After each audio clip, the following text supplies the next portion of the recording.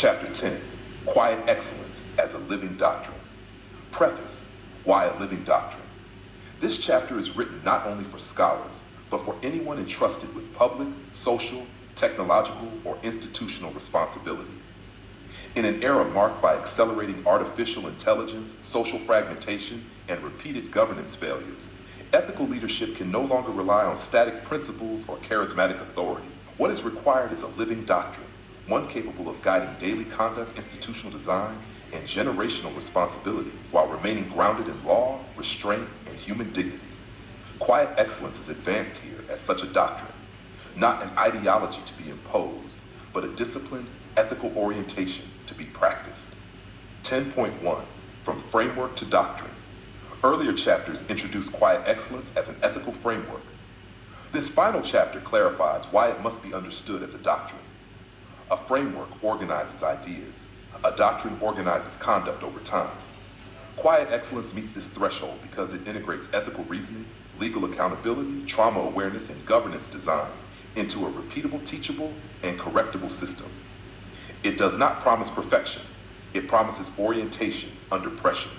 10.2, The Ethical Spine of Quiet Excellence.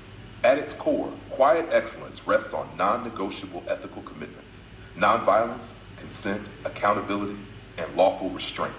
These commitments function as ethical load-bearing beams. When removed or compromised, institutions collapse into coercion, silence, or performative morality. This chapter asserts that ethical leadership is measured not by intention or vision, but by whether these safeguards remain intact under stress. 3. Silence, restraint, and moral authority. Quiet excellence restores silence and restraint as ethical practices rather than weaknesses. Drawing implicitly from traditions of nonviolence and modern legal ethics, silence here is not avoidance, but moral containment.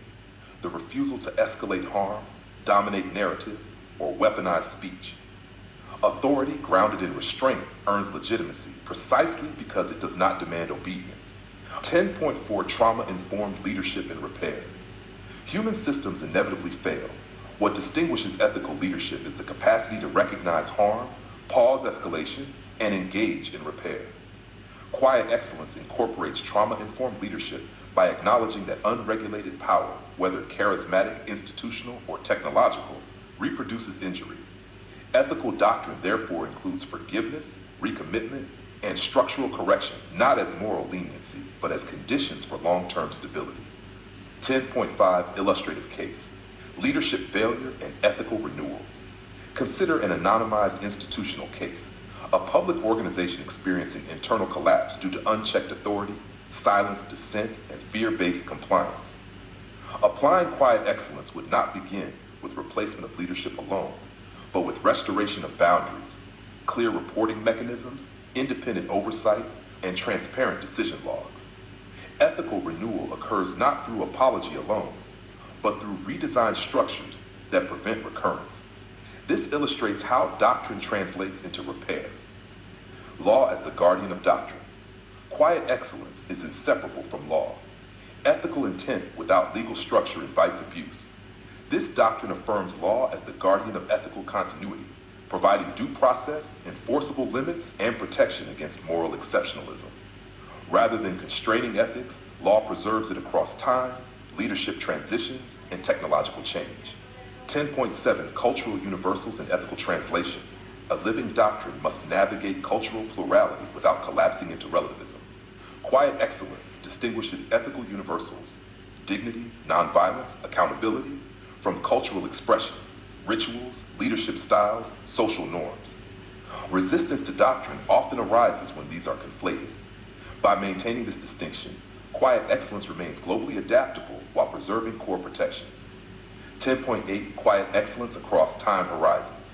This doctrine operates across 3 temporal horizons: daily, personal regulation, ethical speech, lawful conduct; institutional, governance design, accountability, prevention mechanisms; generational, education, cultural memory, ethical inheritance.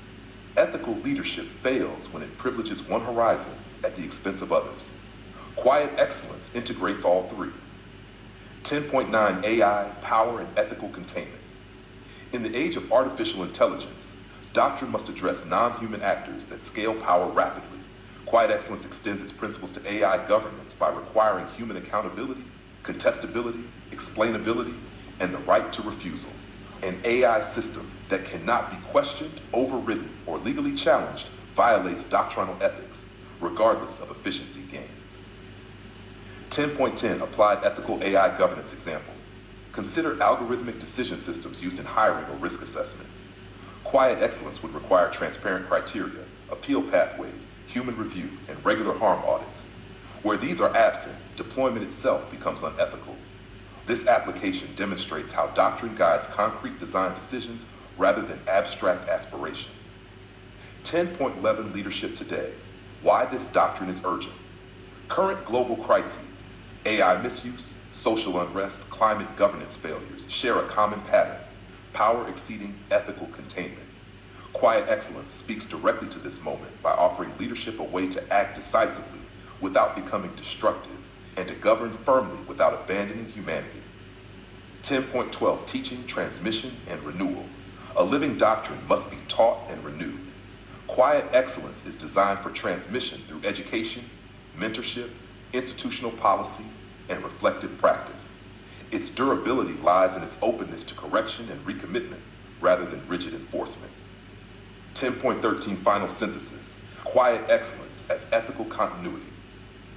This book has argued that peace, human flourishing, and ethical governance are not achieved through dominance, speed, or spectacle, but through disciplined restraint sustained over time.